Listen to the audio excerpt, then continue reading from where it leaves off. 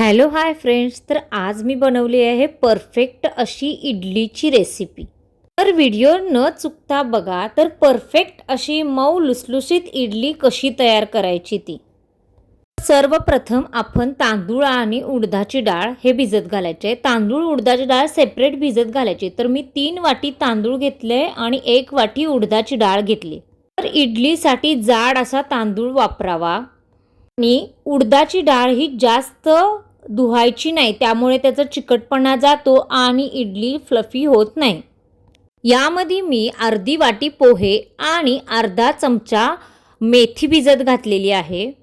ही separate भिजत घालावी। Separate भिजत घालायचं कारण की ते पीठ आपण डोशालाही वापरू शकतो आणि इडलीच्या बॅटरमध्ये ते मिक्स करावं। बेकिंग सोडा घालावा। या पद्धतीने पीठ भिजून तयार होईल।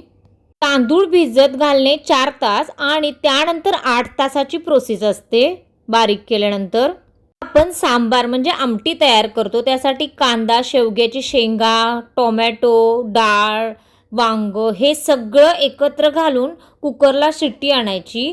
त्यामध्ये पाणी घालायचं आणि हळद, मीठ, तिखट आपल्याला जसं तिखट हवं त्या पद्धतीने घालायचं। अद्रक लसूण पेस्ट घालून हे छान असं मस्त शिजू द्यायचं आणि नंतर आपलं सांबार तयार होईल। आता आपण पाहणार आहोत खोबऱ्याची चटणी। त्यासाठी आपण खोबरं घेतलेलं आहे, अद्रकचा तुकडा घेतलेला आहे आणि फुटाण्याची डाळ हे सर्व पाणी घालून बारीक करून घ्यावे। खोबऱ्याच्या चटणीला आपण तडका देणार आहोत। त्यासाठी एका पातेल्यामध्ये जिरे, मोहरी, मिरची, मीठ हे सर्व घालून आपण त्या खोबऱ्याच्या चटणीला तडका द्यावा।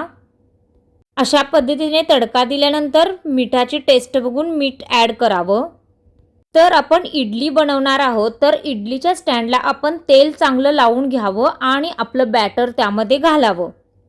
तर प्रथम इडलीच्या भांड्यामध्ये पाणी उकळत ठेवून उकळावं थोडा वेळ। त्यानंतर ते स्टँड आपलं इडलीचं घालावं।